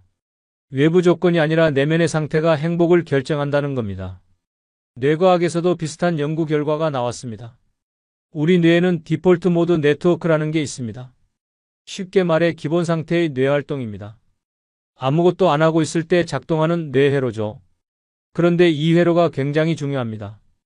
여기서 자아 성찰이 일어나고 창의성이 발현되고 기억이 정리됩니다. 마음의 안정도 여기서 옵니다. 그런데 현대인들은 이 시간이 너무 부족합니다. 계속 뭔가를 하고 있거든요. 특히 스마트폰 때문에 더 심해졌습니다. 잠시도 가만히 있지 못하고 계속 화면을 봅니다. 뇌가 쉴 시간이 없는 거죠. 그러니 불안하고 우울하고 외로운 겁니다. 뇌가 제대로 작동하지 못하니까요. 그런데 혼자 조용히 있는 시간이 늘어나면 어떻게 될까요? 디폴트 모드 네트워크가 활성화됩니다. 뇌가 본래의 기능을 회복합니다. 그러면 자연스럽게 마음이 안정되고 생각이 맑아지고 감정이 편안해집니다. 이게 바로 명상의 원리이기도 합니다. 명상은 거창한 게 아닙니다. 그저 조용히 앉아 있는 겁니다. 아무것도 안 하는 겁니다. 그러면 뇌가 알아서 정리를 합니다. 복잡했던 것들이 단순해지고 어지러웠던 것들이 정돈됩니다. UCLA 의과대학 연구팀이 재미있는 실험을 했습니다. 60세 이상 어르신 100명을 두 그룹으로 나눴습니다. 한 그룹은 매일 20분씩 명상을 하게 했고 다른 그룹은 그냥 평소처럼 지내게 했습니다. 8주 후 결과가 어땠을까요? 명상을 한 그룹은 외로움 지수가 40%나 감소했습니다. 우울감도 30% 줄었고요. 더 놀라운 건 면역력이 향상됐다는 겁니다. 염증 수치가 낮아지고 스트레스 호르몬이 감소했습니다. 이게 뭘 의미할까요? 혼자 조용히 있는 시간이 약이 된다는 겁니다. 외로움을 피하려고 계속 바쁘게 움직이는 게 오히려 독이 된다는 거죠. 가만히 있는 것이 가장 적극적인 치유 행위라는 겁니다. 일본 도쿄대학 고령사회종합연구기구에서도 흥미로운 연구를 발표했습니다. 70세 이상 어르신 1000명을 10년간 추적 조사했는데요. 혼자 사는 분들과 가족과 사는 분들의 행복도를 비교했습니다. 예상과 달리 혼자 사는 분들의 행복도가 더 높았습니다. 단 조건이 있었습니다. 스스로 선택해서 혼자 사는 분들만 그랬습니다. 어쩔 수 없이 혼자가 된 분들은 불행했지만 자발적으로 혼자를 선택한 분들은 행복했습니다. 왜 이런 차이가 날까요? 바로 주도성 때문입니다. 내 삶을 내가 결정한다는 느낌이 중요한 거죠. 혼자 살기를 스스로 선택한 사람은 그 삶에 책임감과 자부심을 갖습니다. 그래서 적극적으로 살아갑니다. 반면 어쩔 수 없이 혼자가 된 사람은 피해 의식을 갖습니다. 버려졌다는 느낌, 소외됐다는 느낌을 갖습니다. 그래서 소극적이 되고 우울해집니다. 같은 혼자라도 마음가짐에 따라 천국과 지옥이 갈리는 거죠. 자, 그럼 이제 구체적인 방법을 알려드리겠습니다. 어떻게 하면 혼자서도 행복할 수 있을까요? 제가 지금까지 만난 수백 명의 어르신들 사례를 종합해서 가장 효과적인 방법들을 정리했습니다. 첫 번째는 하루 리듬 만들기입니다. 이게 왜 중요할까요? 우리 몸에는 생체 시계가 있습니다. 일정한 리듬에 따라 호르몬이 분비되고 체온이 조절되고 기분이 변합니다. 이 리듬이 깨지면 모든 게 엉망이 됩니다. 특히 혼자 사는 분들은 리듬이 깨지기 쉽습니다. 누가 깨워주는 사람도 없고 약속도 별로 없으니까요. 그래서 늦게 자고 늦게 일어나고 끼니도 거르고 하루가 엉망이 됩니다. 이러면 우울증이 찾아옵니다. 그래서 스스로 리듬을 만들어야 합니다. 매일 같은 시간에 일어나고 같은 시간에 식사하고 같은 시간에 잠들어야 합니다. 처음엔 힘들지만 3주만 지나면 몸이 기억합니다. 그때부터는 저절로 됩니다. 제가 만난 82세 최할아버지는 이렇게 하신대요. 매일 새벽 5시에 일어나서 찬물로 세수하고 라디오를 켜고 체조를 하신대요. 그리고 6시에 아침 식사, 7시에 신문 읽기, 8시에 산책 나가기. 이 루틴을 10년째 지키신대요. 할아버지 말씀이 이 루틴이 자기를 지켜준다고 하세요. 아무리 기분이 안 좋아도 몸이 안 좋아도 이 루틴만은 지킨대요. 그러면 하루가 무너지지 않는다고 하세요. 작은 성취감도 생기고 자신감도 생긴대요. 두 번째는 몸 움직이기입니다. 이건 정말 중요합니다. 우리 몸은 움직이도록 설계됐습니다. 가만히 있으면 근육이 줄고 뼈가 약해지고 혈액순환이 안 됩니다. 더 중요한 건 뇌가 퇴화한다는 겁니다. 운동하면 뇌에서 엔도르핀이 나옵니다. 천연 항우울제죠. 세로토닌도 증가합니다. 행복 호르몬이라고 불리는 물질입니다. 도파민도 분비됩니다. 의욕과 활력을 주는 호르몬입니다. 이 세 가지가 합쳐지면 기분이 좋아질 수밖에 없습니다. 그런데 많은 분들이 운동을 거창하게 생각합니다. 헬스장 가야 하고 운동복 입어야 하고 땀 흘려야 한다고 생각하세요. 아닙니다. 그냥 걷기만 해도 충분합니다. 하루 30분만 걸어도 효과가 있습니다. 제가 아는 78세 김 할머니는 매일 시장에 갑니다. 특별히 살 게 없어도 그냥 구경하러 간대요. 왕복 1시간 정도 걸으면서 사람 구경도 하고 물건 구경도 하고 가끔 아는 사람 만나면 인사도 한대요. 그게 하루 운동이래요. 할머니가 그러세요. 시장 가는 게 약보다 낫다고. 집에만 있으면 온몸이 아픈데 시장 다녀오면 개운하대요. 다리도 튼튼해지고 기분도 좋아지고 입맛도 돈대요. 무엇보다 살아있다는 느낌이 든대요. 세 번째는 마음의 양식 쌓기입니다. 몸에 음식이 필요하듯 마음에도 양식이 필요합니다. 그게 뭘까요? 지적 자극입니다. 새로운 것을 배우고 생각하고 느끼는 활동입니다. 이게 없으면 마음이 메마릅니다. 많은 어르신들이 은퇴 후에 급격히 늙는 이유가 여기 있습니다. 더 이상 배울 게 없다고 생각하세요. 이제 다 끝났다고 체념하세요. 그러니 뇌가 녹슬고 마음이 시들어가는 거죠. 치매도 이렇게 찾아옵니다. 하지만 배움에는 나이가 없습니다. 오히려 나이 들수록 더 잘 배울 수 있습니다. 왜냐하면 경험이 많으니까요. 젊은이들이 이론으로 배우는 걸 어르신들은 경험으로 이해합니다. 그래서 더 깊이 있게 배울 수 있습니다. 제가 만난 85세 박 할아버지는 70세에 한글을 배우기 시작했습니다. 평생 문맹으로 살았는데 손주가 쓴 편지를 읽고 싶어서 배우기 시작했대요. 이제는 신문도 읽고 책도 읽고 일기도 쓴대요. 할아버지가 그러세요. 글을 배우니 세상이 달라 보인다고. 간판도 읽을 수 있고 안내문도 읽을 수 있고 무엇보다 책을 읽을 수 있어서 너무 행복하대요. 80년 살면서 놓친 게 너무 많았는데 이제라도 배워서 다행이래요. 꼭 공부가 아니어도 됩니다. 음악 감상도 좋고 그림 그리기도 좋고 요리하기도 좋습니다. 중요한 건 계속 뭔가를 하는 겁니다. 뇌를 자극하고 마음을 움직이는 겁니다. 그래야 살아있는 겁니다. 네 번째는 관계의 질 높이기입니다. 여기서 중요한 건 양이 아니라 질입니다. 사람이 많다고 좋은 게 아닙니다. 오히려 피곤할 수 있습니다. 진짜 마음을 나눌 수 있는 한두 명이면 충분합니다. 그런데 많은 분들이 실수를 합니다. 외로우니까 아무나 만나려고 해요. 관계에 목마르니까 누구든 붙잡으려고 해요. 그러다 상처받고 이용당하고 실망합니다. 그리고 더 외로워집니다. 관계는 강요할 수 없습니다. 자연스럽게 만들어지는 겁니다. 내가 먼저 마음을 열고 진심으로 다가가면 언젠가는 통하는 사람을 만납니다. 급하게 생각하지 말고 천천히 기다리면 됩니다. 제가 아는 79세 이 할머니는 이렇게 하신대요. 일주일에 한 번 경로당에 가서 차 한 잔 마시고 온대요. 거기서 특별히 친한 사람은 없대요. 그냥 가서 앉아있다가 누가 말 걸면 대답하고 안 걸면 그냥 있다가 온대요. 할머니가 그러세요. 그것만으로도 충분하대요. 사람들 속에 있다는 느낌, 세상과 연결돼 있다는 느낌을 받는데요. 깊은 대화는 안 해도 그저 함께 있다는 것만으로 위안이 된대요. 그 정도 거리가 딱 좋대요. 5번째는 감사하는 마음 기르기입니다. 이게 진짜 중요합니다. 우리는 늘 없는 것만 봅니다. 부족한 것만 생각합니다. 그러니 불만족스럽고 우울한 거죠. 하지만 있는 것을 보면 어떨까요? 감사할 게 얼마나 많은지 모릅니다. 아침에 눈 뜨는 것부터 감사할 일입니다. 오늘도 살아있구나. 숨 쉴 수 있구나. 또 하루를 시작할 수 있구나. 이게 얼마나 큰 선물인지 모릅니다. 당연한 게 아니거든요. 기적인 거죠. 밥 먹는 것도 감사할 일입니다. 씹을 수 있고 삼킬 수 있고 소화시킬 수 있다는 게 놀라운 일입니다. 많은 분들이 이런 기능을 잃어버렸거든요. 우리가 할 수 있다는 게 축복입니다. 걸을 수 있는 것도 감사할 일입니다. 2다리로 땅을 딛고 앞으로 나아갈 수 있다는 게 대단한 일입니다.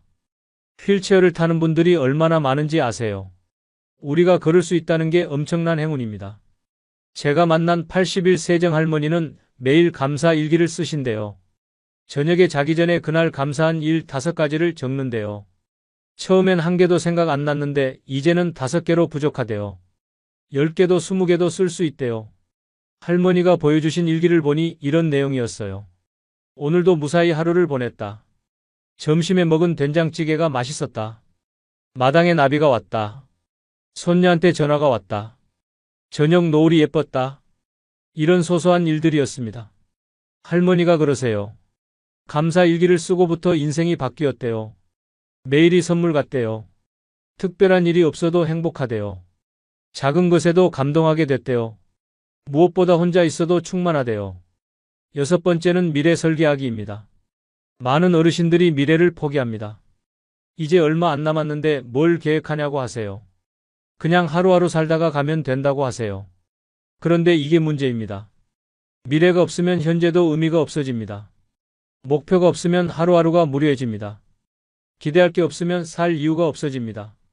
그래서 급격히 늙고 빨리 떠나게 되는 거죠. 나이와 상관없이 미래는 필요합니다. 내일, 다음 주, 다음 달, 내년에 뭘 할지 계획이 있어야 합니다. 거창할 필요 없습니다. 작은 것도 좋습니다. 중요한 건 기대할 무언가가 있다는 겁니다. 제가 만난 76세강 할아버지는 매년 새해 계획을 세우신대요. 올해는 등산을 10번 가기, 책을 20권 읽기, 손주 생일 때 직접 케이크 만들어주기. 이런 계획들이에요. 작지만 구체적인 목표들이죠. 할아버지가 그러세요. 계획이 있으니 하루하루가 의미 있대요. 목표를 향해 조금씩 나아가는 느낌이 좋대요. 달성하면 뿌듯하고 못해도 도전했다는 것만으로 만족스럽대요. 무엇보다 살아있다는 느낌이 든대요. 7번째는 죽음과 친구 되기입니다. 이상하게 들릴 수 있지만 정말 중요합니다. 죽음을 외면하면 불안해집니다. 언제 올지 모르는 것에 대한 두려움이 커집니다. 그래서 더 초조하고 우울해집니다. 하지만 죽음을 받아들이면 평화로워집니다. 누구나 가는 길이구나. 자연스러운 과정이구나. 이렇게 받아들이면 두려움이 사라집니다. 오히려 남은 시간이 소중해집니다. 죽음을 준비한다는 건 끝을 준비하는 게 아닙니다. 남은 삶을 잘 살기 위한 준비입니다. 언제 가도 후회 없도록 오늘을 충실히 사는 겁니다. 미련 없이 깨끗하게 정리하고 가는 겁니다. 제가 만난 87세의 윤 할머니는 이미 모든 준비를 마치셨대요. 유서도 썼고 장례 방법도 정했고 재산 정리도 끝냈대요. 심지어 수의도 준비해놨대요. 자식들한테 부담 주기 싫어서 미리 다 해놨대요. 할머니가 그러세요. 죽음을 준비하고 나니 너무 편하대요. 이제 아무 걱정이 없대요. 언제 불러도 갈 수 있대요. 그래서 오늘이 더 소중하대요. 매일이 보너스 같대요. 하루하루가 감사하대요. 자, 이제 실천할 시간입니다. 제가 지금까지 말씀드린 7가지를 정리해 드릴게요. 첫째, 하루 리듬 만들기. 둘째, 몸 움직이기. 셋째, 마음의 양식 쌓기. 넷째, 관계의 질 높이기. 다섯째, 감사하는 마음 기르기. 여섯째, 미래 설계하기. 일곱째, 죽음과 친구 되기. 이 중에서 딱 하나만 골라서 시작해 보세요. 가장 쉬운 것부터 하면 됩니다. 매일 같은 시간에 일어나기부터 해도 좋고 하루 10분 걷기부터 해도 좋습니다. 중요한 건 시작하는 겁니다. 한 가지를 3주간 지속하면 습관이 됩니다. 습관이 되면 힘들지 않습니다. 자연스럽게 됩니다. 그때 다른 것을 하나 더 추가하면 됩니다. 이렇게 하나씩 늘려가다 보면 어느새 삶이 바뀝니다. 저는 지금까지 수백 명의 어르신들을 만났습니다. 그분들이 공통적으로 하시는 말씀이 있습니다. 더 일찍 시작할 걸? 왜 이제야 알았을까? 진작 이렇게 살 걸? 이런 후회들입니다. 여러분은 후회하지 마세요. 지금이 가장 빠른 시작입니다. 오늘이 남은 인생의 첫날입니다. 지금 시작하면 1년 후에는 완전히 다른 사람이 돼 있을 겁니다. 혼자여도 행복한 사람이 돼 있을 겁니다. 제가 처음에 말씀드린 박영자 어르신 기억하시죠? 그분이 얼마 전에 저한테 편지를 보내셨어요. 거기 이런 말씀이 있었습니다. 선생님 덕분에 제 인생을 찾았습니다. 이제 하루하루가 기쁩니다. 혼자 있는 시간이 제일 좋습니다. 그리고 이런 말씀도 하셨어요. 예전엔 남편이 먼저 간 게 원망스러웠는데 이제는 고맙다고, 덕분에 나를 발견했다고, 혼자가 될 기회를 줘서 감사하다고, 이제야 진짜 살아있다는 느낌이 든다고. 여러분도 이렇게 될 수 있습니다. 아니, 이미 그 힘이 여러분 안에 있습니다. 다만 아직 발견하지 못했을 뿐입니다. 이제 그 힘을 꺼내 쓸 시간입니다. 혼자의 힘, 고독의 힘, 자유의 힘을 발견할 시간입니다. 우리는 너무 오랫동안 잘못된 믿음에 갇혀 있었습니다. 혼자는 불행하다는 믿음, 누군가 있어야 행복하다는 믿음, 관계가 많아야 성공한 삶이라는 믿음. 이제 그 믿음에서 벗어날 때입니다. 진실은 이렇습니다. 혼자여도 충분히 행복할 수 있습니다. 아니, 혼자일 때 더 행복할 수 있습니다. 왜냐하면 그때 비로소 자유롭기 때문입니다. 누구에게도 맞출 필요 없고 누구 눈치도 볼 필요 없으니까요. 생각해 보세요. 인생의 마지막 순간에 여러분은 무엇을 후회할까요? 사람들과 더 많이 어울리지 못한 걸 후회할까요? 아닙니다. 나답게 살지 못한 걸 후회할 겁니다. 남의 기준에 맞추느라 내 삶을 놓친 걸 후회할 겁니다. 그러니 지금부터라도 나답게 사세요. 혼자 있는 시간을 즐기세요. 고독 속에서 자유를 만끽하세요. 그게 진짜 사는 겁니다. 그게 진짜 행복입니다. 그게 진짜 성공입니다. 저는 여러분이 모두 이런 삶을 살기를 바랍니다. 혼자여도 당당한 삶, 고독해도 행복한 삶, 늙어도 아름다운 삶. 그런 삶을 사시기를 진심으로 응원합니다. 마지막으로 한 가지 더 말씀드리고 싶은 게 있습니다. 여러분은 결코 혼자가 아닙니다. 지금 이 순간에도 수많은 사람들이 같은 고민을 하고 있습니다. 같은 길을 걷고 있습니다. 보이지 않지만 연결되어 있습니다. 이 영상을 보시는 모든 분들이 동지입니다. 함께 걸어가는 친구입니다. 서로를 응원하고 격려하는 가족입니다. 몸은 떨어져 있어도 마음은 함께입니다.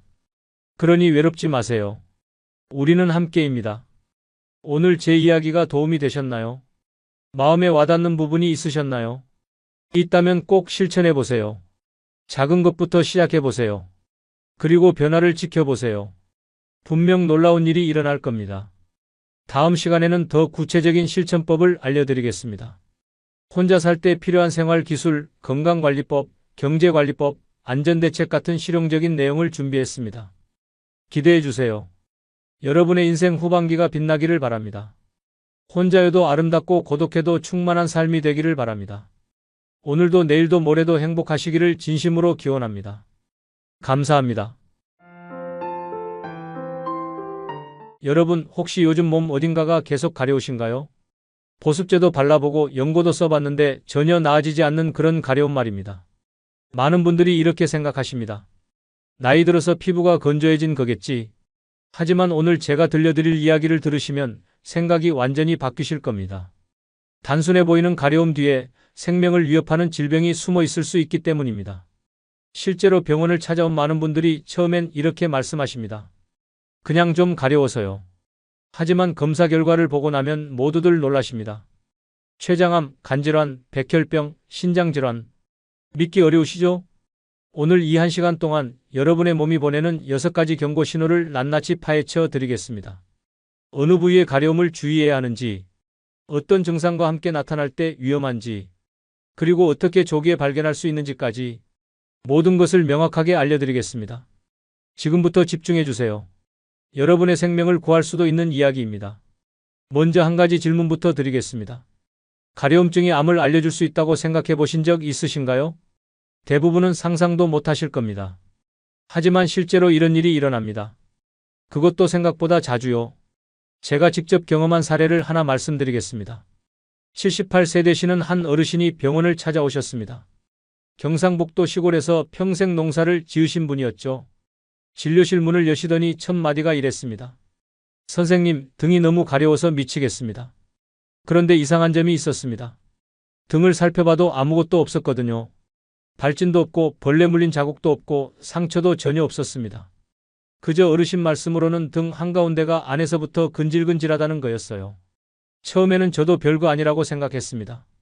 겨울이라 피부가 건조해서 그런가 보다 하고요. 그런데 어르신의 다음 말씀을 듣고 귀가 번쩍 뜨였습니다. 이불만 덮으면 미친 듯이 가려워서 잠을 못 잡니다. 새벽까지 벽에 등을 비비고 나무 막대기로 긁고 급기야는 차가운 물을 등에 끼얹어야 겨우 진정이 됩니다. 밤에만 유독 심해지는 가려움. 이건 단순한 건조증이 아니었습니다. 더 자세히 물어보니 최근 몇 주 동안 입맛도 없어지고 소화도 안 되신다고 했습니다. 그리고 가족들이 보기에 눈이 약간 노랗게 보인다는 말도 하셨죠. 그 순간 저는 확신했습니다. 이건 내부 장기 문제다. 바로 복부 초음파 검사를 진행했습니다. 결과를 보는 순간 제 예상이 맞았습니다. 담관이 막혀 있었고 CT 검사에서 췌장 머리 부분에 2cm 크기의 종양이 발견되었습니다. 췌장암이었습니다.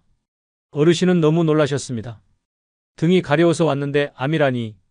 하지만 다행히도 아직 전이는 되지 않은 상태였습니다. 조기 발견이었던 거죠. 왜 등이 가려웠을까요? 췌장은 뱃속 깊은 곳에 숨어 있습니다. 초기에는 통증도 없고 만져지지도 않습니다.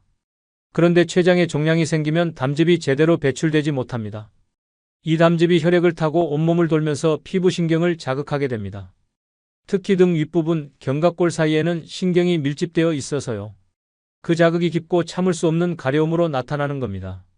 어르신은 곧 수술을 받으셨습니다. 종양을 제거하고 항암 치료도 무사히 마치셨습니다. 그리고 놀라운 일이 벌어졌습니다.